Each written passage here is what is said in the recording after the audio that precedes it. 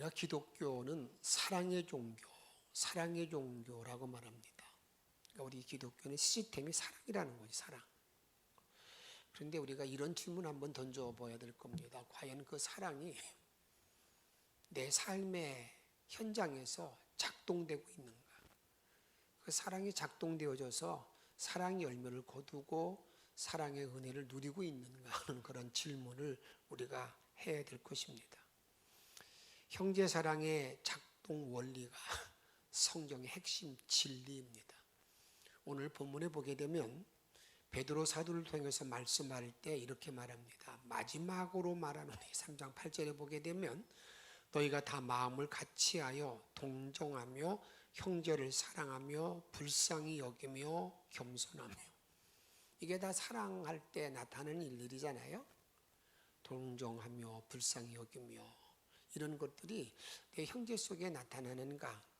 그런데 바울 사도를 통해서 말할 때에는 내가 여러 가지 말씀을 많이 말했는데 마지막으로 다시 한번 강조한다는 말, 다시 한번 마지막으로 말하노니, 그렇게 말하면서 이렇게 사랑이 작동돼야 될 이유 원리를 9절에 보게 되면 악을 악으로 욕을 욕으로 갚지 말고 같이 읽습니다. 도리어 복을 빌라 이를 위하여 너희가 부르심을 받았나니 이는 복을 이어받게 하려 하심이라. 아멘. 우리 믿음의 모든 사람들이 사랑의 작동이 되는 그러한 삶을 위해서 내가 부르심을 받았다는 거예요. 내가 이론상으로 그래 사랑해야지, 사랑해야 돼, 마땅해, 사랑해 그것이 아니라는 겁니다. 그것을 우리가 그 일을 내 삶 속에서 그대로 작동시키기 위해서 주님은 나를 불렀고, 이렇게 이런 사랑이 작동됨으로 말미암아서 우리들에게 이렇게 말합니다. 복을 이어받도록, 복이 계속 이어지도록. 그러니까 하나님께서는 우리들에게 복을 주실 때 무엇을 통해 주신다는 거예요? 사랑의 모든 일을 통해, 사랑의 그 행동, 사랑의 모든 현장을 통해서 복이 우리들에게 전달된다라고 우리들에게 말할 수 있다, 그 말입니다. 예수님은 어떻게 말씀하고 계십니까? 예수님은 산상수훈의 말씀을 통해서 말씀할 때에 마태복음 5장 43절에 보게 되면 내 이웃을 사랑하고 내 원수를 미워하라 하였다는 것을 너희가 뭐에서나 들었으나, 내 이웃 사랑하고 원수를 미워하라는 말을 너희들이 들었다. 다시 이 말씀은 예수님 당시에 이제 그 유대인들이 하나님 말씀을 잘 지킨다고 그러면서 하나님 본래 사랑을 선포해 놓았는데, 그냥 좋아하는 사람만 사랑하고 이제 나 미워하는 사람들은 점점점 원수는 미워하는, 그것이 그냥 통례가 된 거예요. 통례. 그때 예수님께서는 다시 그들의 율법에 적용했던 잘못된 것을 이렇게 교정해 줍니다. 나는 너희에게 이르노니 너희의 원수를 뭐하고요? 사랑하며 너희를 박해하는 자를 위하여 뭐하라고요? 기도하라. 너 원수를 사랑해야 된다. 너 박해하는 사람을 위해서 기도해야 된다. 이렇게 우리에게 예수님께서 다시 그 말씀을 교정해 주는 겁니다. 그래서 예수님 그 말씀 하실 때 내가 율법을 폐하러 온 줄로 생각하지 마. 내가 율법을 폐하러 온 것이 아니라 온전케 하러 왔다고 말씀하시면서 이렇게 좋아하는 사람 사랑하고 원수를 미워하고, 그게 아니야. 원수를 사랑하라는 거예요. 박해하는 사람 위해서 기도하라는 겁니다. 그래서 45절 46절 말씀 같이 읽습니다. 이같이 한즉 하늘에 계신 너희 아버지의 아들이 되리니 그러므로 하늘에 계신 너희 아버지의 온전하심과 같이 너희도, 하늘 아버지가 온전하신 같이 너희도 온전해야 된다. 원수를 사랑하는 거, 이것이 온전되는 길이다, 이렇게 말씀합니다. 이 말씀과 함께 요한복음 13장에 보게 되면 이렇게 말씀합니다.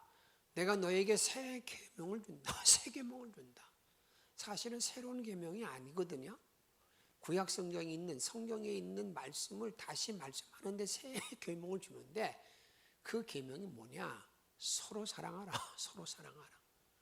너희 서로 사랑하게 되면 너희가 내 제자가 될 것이다. 내 제자가 될 것이다. 이렇게 우리에게 말씀하고 있는 내용을 보게 됩니다. 그러기에 예수님께서 우리에게 말씀하실 때에 우리들에게 사랑이 내 삶 속에서, 내 삶의 현장 속에서 그게 그대로 일어나고 드러나야 되고 적용이 돼야 된다 그 말입니다. 위대한 천례의 사도 바울을 통해서도 우리들에게 이렇게 말씀합니다. 로마서 12장 16절에 보게 되면 서로 마음을 같이 하며 높은 데 마음을 두지 말고 도리어 낮은 데 처하며 스스로 지혜 있는 체 하지 말라. 야, 제발 좀 그만 떨지 말라. 그러면서 우리에게 하시는 말씀을 잘 보시기 바랍니다. 이렇게 우리에게 말씀합니다. 17절에 아무에게도 악을 악으로 뭐하지 말고 갚지 말고 모든 사람 앞에서 선한 일을 도모하라. 악을 악으로 갚지 마. 그러면서 이제 18절 같이 읽습니다. 할 수 있거든 너희로서는 모든 사람과 더불어 화목하라. 모든 사람과 함께 더불어 사랑하라. 이렇게 우리에게 말씀하고 있다 그 말이에요. 야, 그렇게 사랑의 작동 원리를 말씀할 때에 이 사랑의 작동, 이 사랑이 내 삶에 작동되는 모든 원리를 우리 주님 예수님께서는 이렇게 말합니다. 구약 성경을 한마디로 요약하면 사랑의 작동이라는 거예요. 이 사랑이 내 현실 속에 작동되는 것이 구약 성경의 요약이라는 것을 우리들에게 말씀하고 있습니다. 마태복음 22장 31절에 보게 되면 예수께서 이르시되 내 마음을 다하고 목숨을 다하고 뜻을 다하여 주 너희 하나님을 뭐라고요? 사랑하라 하셨으니 이것이 크고 첫째 되는 계명이요. 제일 첫 번째 계명이 하나님 사랑하는 것이다. 그리고 난 다음에 또 어떤 말씀을 두 번째 계명, 두 번째라기보다도 같이 묶어져 있는 것이죠. 39절에 보게 되면 둘지도 그와 같으니 내 이웃을 내 자신같이 뭐하라고요? 사랑하라. 이 두 계명이 곧 뭐라는 거예요? 율법과 선지자의 강령이니라. 이 율법과 선지자의 강령이 뭘 말하는 겁니까? 구약의 모세오경과 다음에 율법과 선지서 모든 구약성의 전체가 그냥 다 하나로 묶고 짜고 말하면 하나님 사랑과 이웃 사랑이에요. 하나님 사랑이 그냥 내 삶 속에 그대로 이루어져야 된다는 거예요. 내 뇌리 속에서 내가 논리적으로 그래 그거 사랑해야지 그게 아니라는 겁니다. 그냥 그것이 내 삶 자체에서 그대로 이렇게 활동되어지고 그들이 적용되어야 된다는 것입니다. 이런 구약성경의 모든 내용을 레위기 19장 18절에 보게 되면 읽습니다. 시작. 원수를 갚지 말며 동포를 원망하지 말며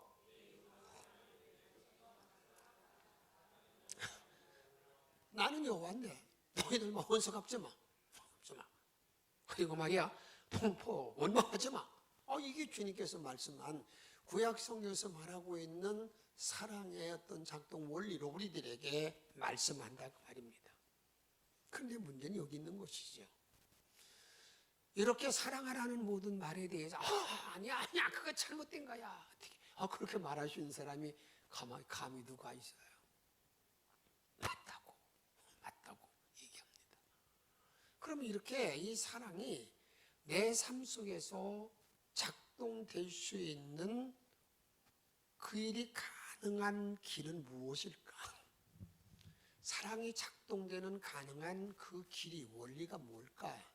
이걸 제가 알고 내 삶에 그대로 내가 이루어져야 원수 사랑하고 악을 악으로 갚지 않고 내가 살아갈 수 있지 않겠느냐 그 말입니다.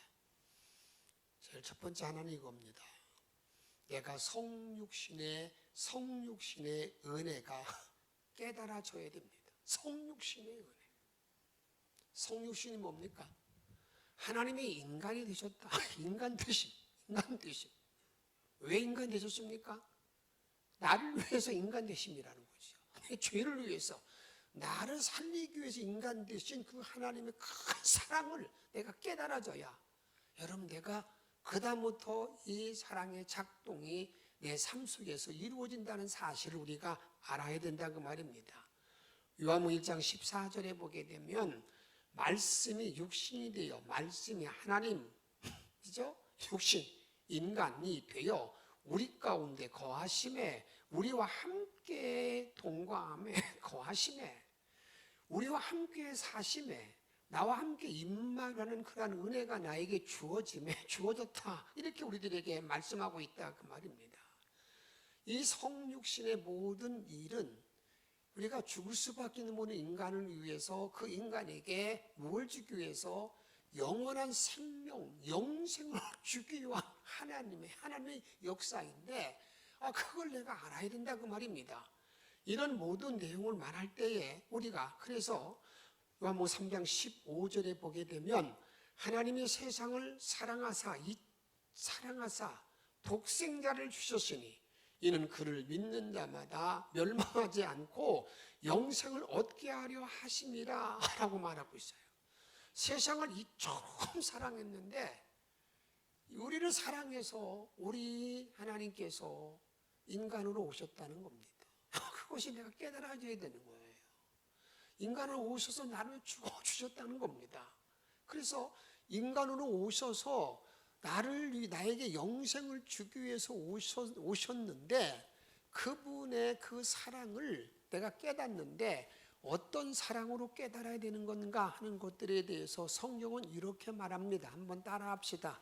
속량의 은혜, 속량의 은혜, 속량, 죄사함의 은혜, 죄사함의 십자가의 은혜, 이 속량이 그게 깨달아져야 돼. 속량이라는 것, 속량. 에베소 1장 7절 같이 읽도록 하겠습니다. 우리는 그리스도 안에서 그의 은혜의 풍성함을 따라 그의 피로 말미암아 속량, 곧 죄사함을 받았느니라.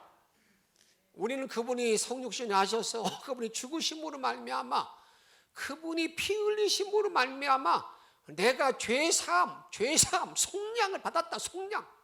이 속량의 은혜가, 이게 나 때문에, 나로 인해 주어진 사실이 내가 알게 될 때에 여러분, 사랑이 작동된다 그 말이에요. 그 속량의 은혜 깨달아지지 아니하고 내가 사랑한다고 그럴 때는 어떤 때 그렇습니다. 그래, 내가 저보다 그래도 좀 많이 배웠지, 그래도 내가 낫지, 그래도 내가 말이 경험자지, 그런 차원으로 사랑하고 용서하려고 하다 보니까 못하는 거, 할 수가 없어. 인간 할 수 없어요.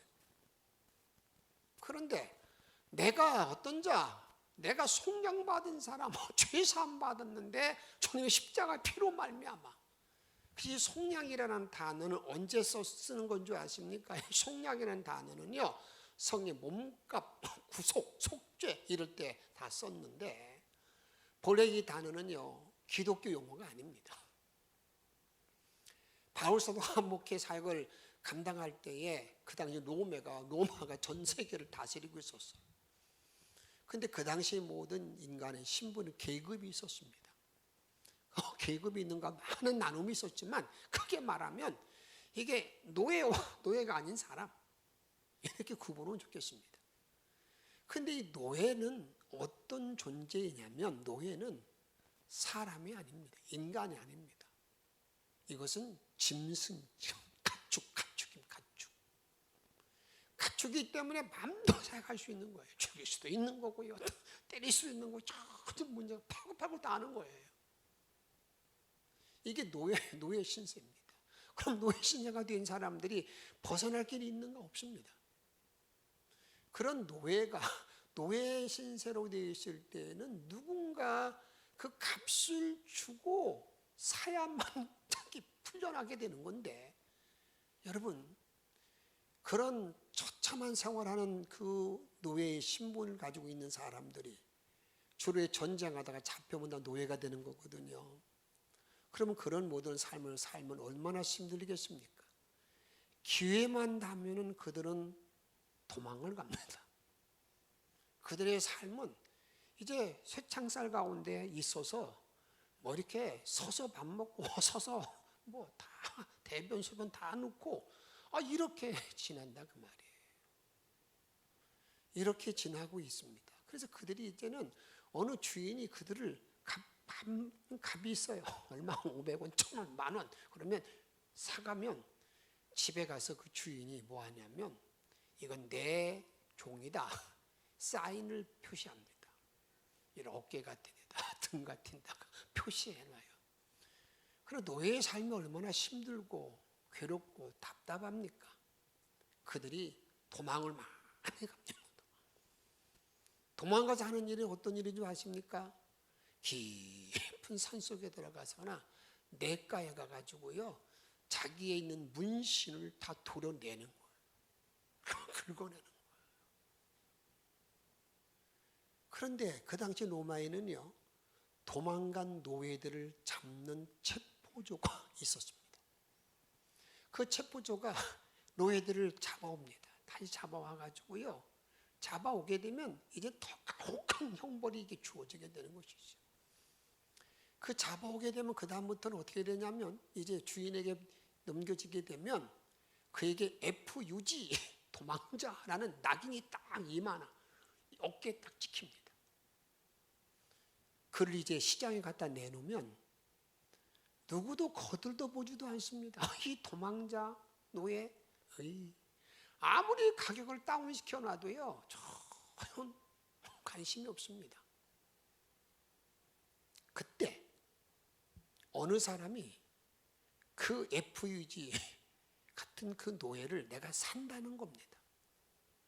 정말 어떻게 본다면은요 그 상황이 미친 사람이 하는 일이죠. 미친 사람이 어떻게 저 노예를 산다고 말할까? 저 노예를 산다고 말할까? 근데 알고 보니까 예수님이에요. 내가 노예를 사겠다. 값이 얼마냐? 옆에서 사단이 조롱합니다. 예수 정말 사람 몰라보네. 아니 어떻게 저런 노예를 산다는 거야? 아무짝에 쓸모없는데. 그런데 그 값을 그 다운된 값이 아니라 본래 노인들 사람 값 주고 내가 산다는 거예요. 여러분 이것이 속량입니다. 전혀 가치가 없고 전혀 쓸모가 없는데 그냥 제값을 딱 주고 사서 너는 내 종이야 내 자식이야 이렇게 불러주는 것 이것이 속량 이게 속량이라 그 말입니다. 그래서 아들의 이름을 주는 거예요. 자식을 삼아주는 거예요. 이것이 예수님이 저와 여러분들을 핏값으로 여러분들이 다 값을 주고 사고 난 다음에 너는 이 사실을 믿으면 너희들은 영생, 영원히 사는 길이 주어졌다. 이것을 우리에게 말하고 있는데 이것이 십자가의 은혜, 구속의 은혜, 이게 속량의 은혜라 그 말입니다. 이 사실이 나에게 이 사실이 내가 바로 깨달아지게 되면 그 다음부터 나의 태도, 내 눈이, 내 마음이 바뀌어지게 된다 그 말입니다. 이런 일을 로마서 5장 8절에 보게 되면 이렇게 우리에게 말합니다. 우리가 아직 죄인 되었을 때에 그리스도께서 우리를 위하여 뭐 하심으로? 죽으심으로 하나님께서 우리에 대한 자기 사랑을 확증했다. 확증. 내가 죄인 되어서 전혀 아무것도 알 수 없고 죽을 수밖에 없는 그런 자리에 있는데 나를 위해서 죽으심으로 나를 죽으심으로 말미암아서 나를 살려주시고 나를 죽으시고 나에게 뭘 삼았다고요? 하나님 자녀로 삼아주신 이 일로 말미암아서 그것이 하나님의 사랑, 하나님의 큰 사랑 확증, 하나님의 사랑이시다. 이거 우리가 확증했다 그 말입니다. 이런 속량의 은혜가 내가 깨달아지고 내 고백이 되어지고 그래 나는 속량받은 자야. 그 은혜가 내가 있을 때에 이렇게 여러분 사랑이 작동되는 삶으로 살 수가 있다 그 말입니다. 그런데 성경은 이런 모든 일을 말할 때 이렇게 더 깊이 있는 말씀을 합니다. 하나님 우리를 사랑하신 모든 일에 대해서 에레미야를 통해서 말씀하는 내용을 보게 되면 정말 부끄럽고 참 우리가 그런데 우리를 말할 때 이렇게 말합니다. 그 이스라엘 모든 백성들을 사랑할 때 언제 사랑했는가라고 말하는 걸 보게 되면 그 주님 예수님 말씀 하나님 말씀은 이렇게 말합니다. 내가 너희의 신혼의 때를 기억한다. 신혼의 때. 내가 너 연애할 때를 기억한다는 거예요. 내가 결혼의 때를 기억한다는 거예요. 그것 때문에 내가 너를 사랑한다는 거예요. 그런데 우리 주님, 우리 하나님이 나를 신혼의 때, 결혼의 때라고 말하는 때가 언제인가를 보게 되면 이렇게 말씀하고 있습니다. 예레미야 2장 1절 말씀 보게 되면 여호와의 말씀이 내게 임하니라 이르시되 2장 2절 말씀 읽도록 하겠습니다. 가서 예루살렘의 귀에 외칠지니라 여호와께서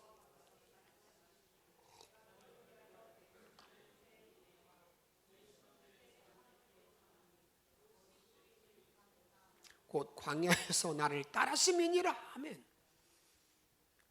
어느 때를 우리 하나님께서 기억하시고 사랑한다는 거예요? 이스라엘 백성들이요, 광야 생활한 그때를 기억하고 사랑했다는 거예요. 광야의 때가 어떤 때입니까? 그냥 도전하고 불신하고 하나님 마음을 아프게 하고 어떤 그런. 근데 주님께서 말씀하기 이렇게 말합니다.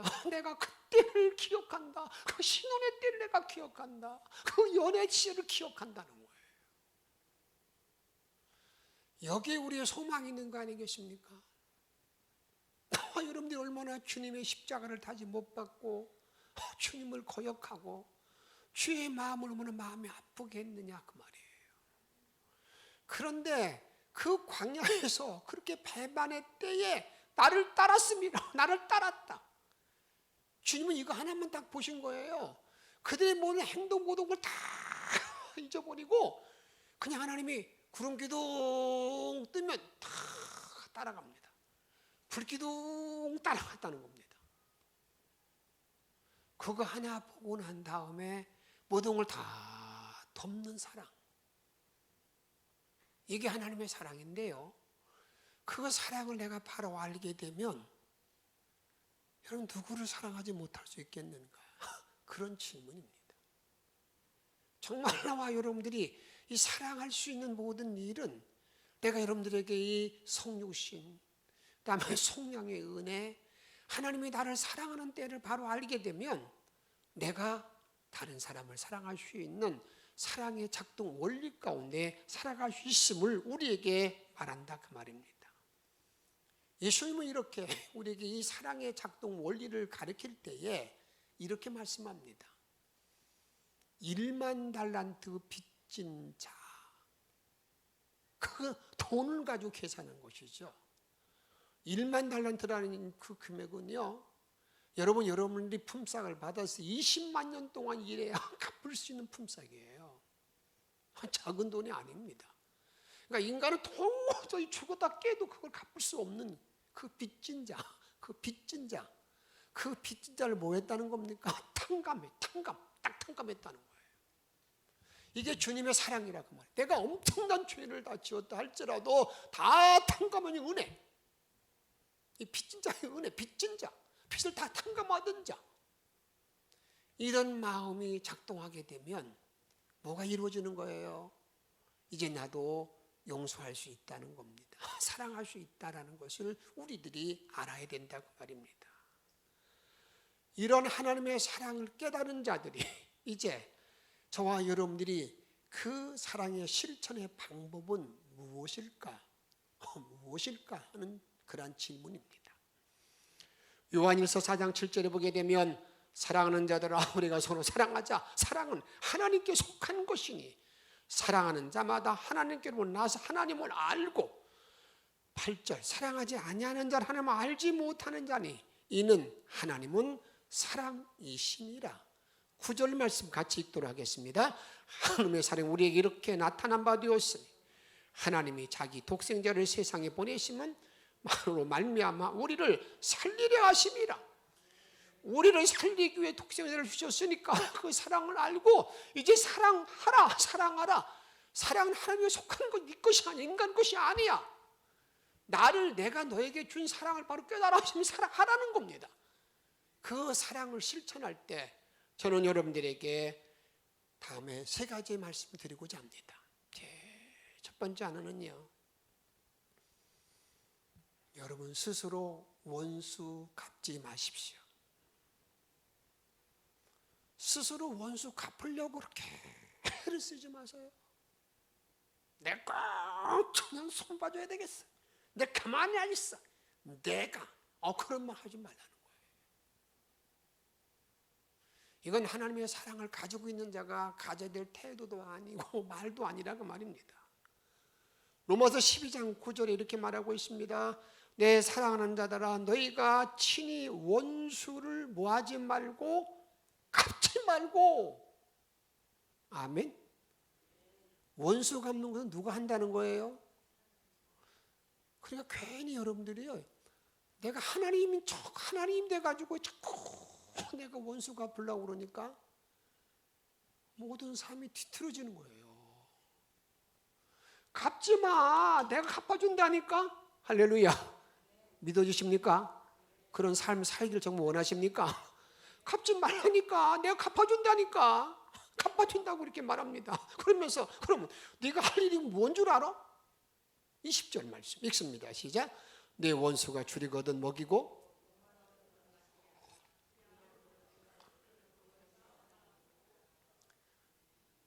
너희들 할 일이 뭐냐면 미워도 자꾸 적선을 해. 자꾸 선을 베풀래. 그게 다 쌓여져 가지고 다 이제 돌아온다는 거죠. 그 말 아니겠어요? 그래서 21절에 보게 되면 제발 좀 부탁하는데 악에 지지 말고 손으로 악을 이겨라. 손은 눈은 눈으로 이는 이렇게 해서 그러지 마. 원수 갚지 말라고. 원수 갚지 마. 다음 2번째는 이렇게 말하고 있습니다. 원수가 행한 일을 잊어버리는 겁니다. 원수 행한 일을 잊어버리는 거예요. 참 이거 잘 잊어버리는 사람은 참 복이 있는 사람이잖아요. 누가 무슨 일을 다 잊어버리는 사람. 근데 이게 잘 안 되잖아요. 사랑은 물에 새기고 원수는 어디다 새겨요? 돌에 새긴다고 하는데 잊어버리라는 거예요. 잊어버리라. 그래 여러분들에게 우리가 주님의 우리 주님께서도요, 나의 모든 걸 다 덮으시고 앞에서 말씀드렸지만 그렇게 배반하고 그렇게 그냥 불순종했던 그 이스라엘 백성들에게 내가 너희를 광야 때 내 신혼의 때다 신혼의 때 그렇게 말하고 이제 다 덮는 사랑을 말하고 있잖아요. 이런 덮는 하나님의 사랑을 말할 때에 이사야 38장 17절 말씀 읽습니다. 보옵소서 내가 큰 고통을 더하신 것은 내게 평안을 주려 하심이라. 주께서 내 영혼을 사랑하사 멸망의 구덩이에서 건지셨고 내 모든 죄를 주의 등 뒤에 던지셨나이다. 내 모든 죄를 다 주의 등 뒤에 던졌다는 거예요. 주님은 그 내 죄를 보고 있지 않다는 거예요.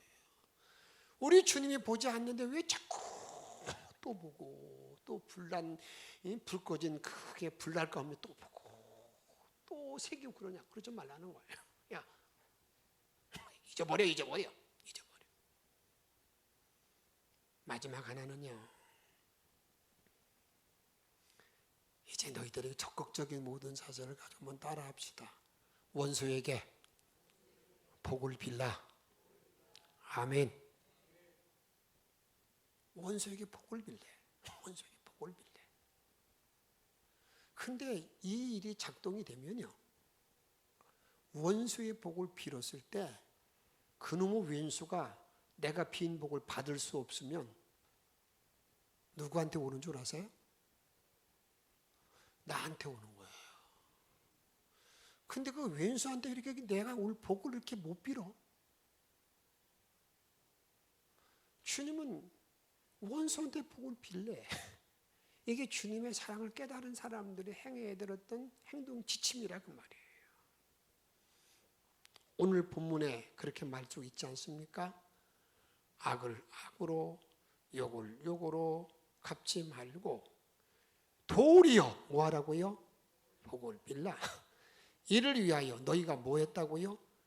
부르심을 받았으니 이는 복을 이어받게 하려 하심이라. 복을 이어받게 하려 하심이라. 너희들 미워하는 사람 위해서 복을 빌라. 도리어 복을 빌라는 거예요. 주어받고 싶을 때 아니라 그냥 안아주고 이렇게 하라는 거예요. 사랑 여러분, 나를 괴롭히는 사람, 내 마음에 상처를 입힌 사람, 생각만 해도 진절머리 나는 사람, 보기만 해도 이 밥맛이 떨어지는 사람을 위해서 복을 빌어본 적이 있습니까? 주님은 말씀하고 있어요. 그들을 위해서 도리어 복을 빌라. 복을 빌라. 그것 때문에 내가 너희를 십자가 위에서 피 흘려 너희를 속량했고 그 일을 감당하면 그것이 복을 이어받게 하는, 복이 천대까지 내려가는 하나님의 복의 통로가 된다고 나에게 말씀하고 있어요.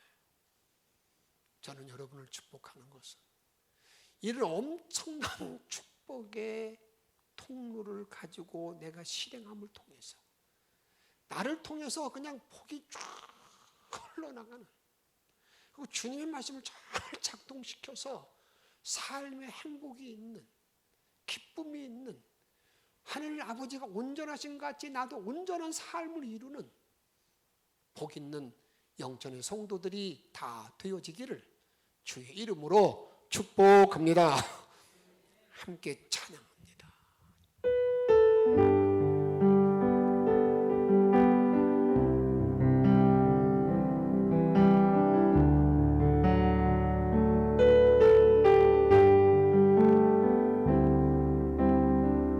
내가 먼저 손 내밀지 못하고 내가 먼저 용서하지 못하고 내가 먼저 웃음 주지 못하고 이렇게 머뭇거리고 있네. 그가 먼저 손 내밀기 원했고 그가 먼저 용서하길 원했고 그가 먼저 웃음 주길 원했네. 나는 어찌 됐습니까?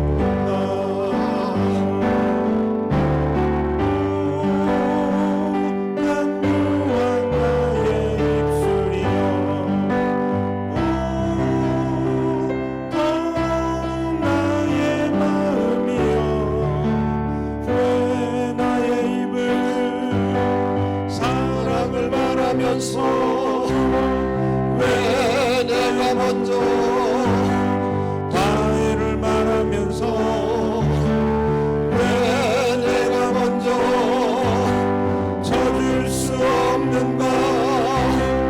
왜 내가 먼저 손해볼 수가 없는가?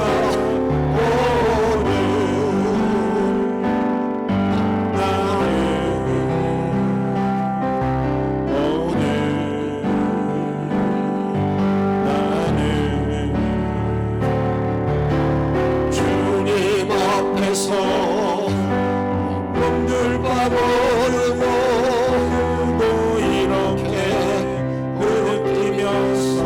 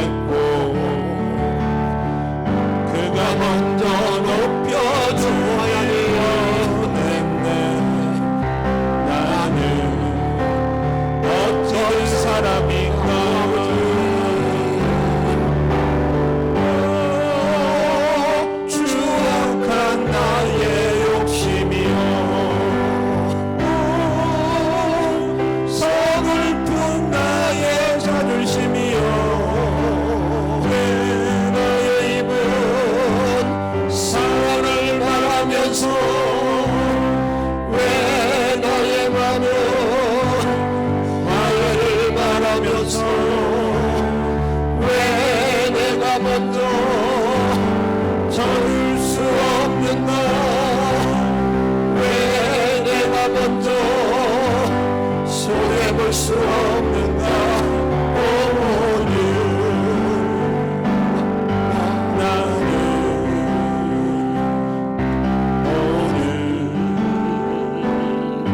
나는 주님 앞에서 몸둘 바로 흐르고 이렇게 느끼려 서 있네. 어찌할 수 없는 이 맘을 주님께 맡긴 채 높여주는 그가 먼저 높여주기 못하고 내가 먼저 이해하지 못하고 내가 먼저 높여주지 못하고 이렇게 꽃을 뿌리고 있네. 그가 먼저 섬겨주실 못하고 그가 먼저 이해하질 못했고 그가 먼저 높여주질 못했네. 나는 어찌 된 사람인가?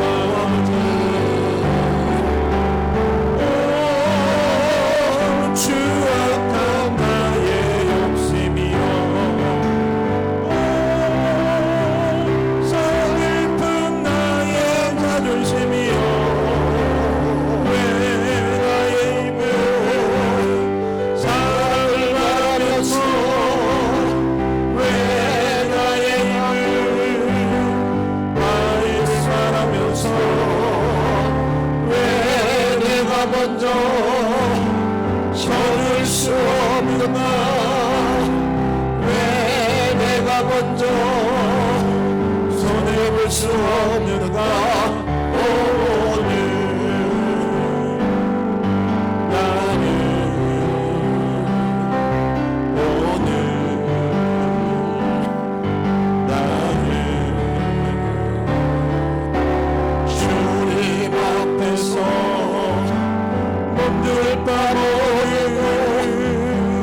이렇게 느끼며 서 있네.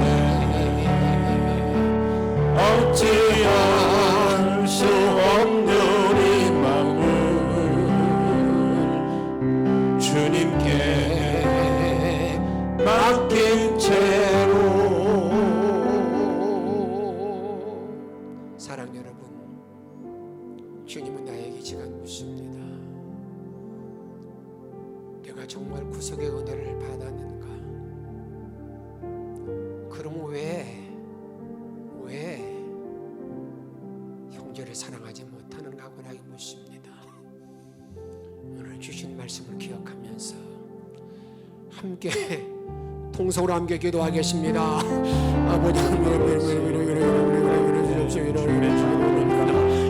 오늘 동안에 믿으시는 주님이라 주님의 사랑을 주시고 오늘 동안에 내가 먼저 주시고 내가 용서해 주십시오.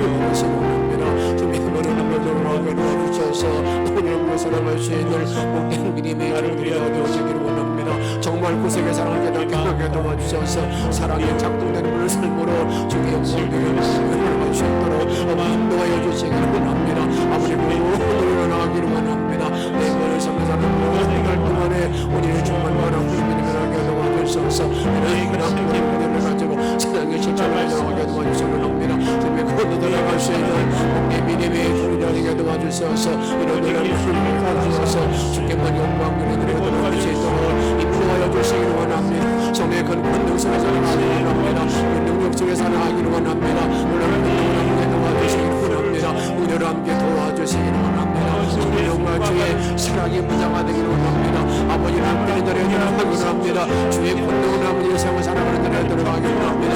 예수의 생명이 들에 주의 영광 들에 들어갈 수 있도록 우리 주님께서 인도하여 주옵소서. 주의 그를 함께 하시고 이제 거듭난 자의 삶으로 아버지를 볼 수 있도록 주님께서 인도하여 주시옵소서. 우리를 사랑하시는 예수 그리스도의 이름으로 회개하며 간절히 기도하옵나이다.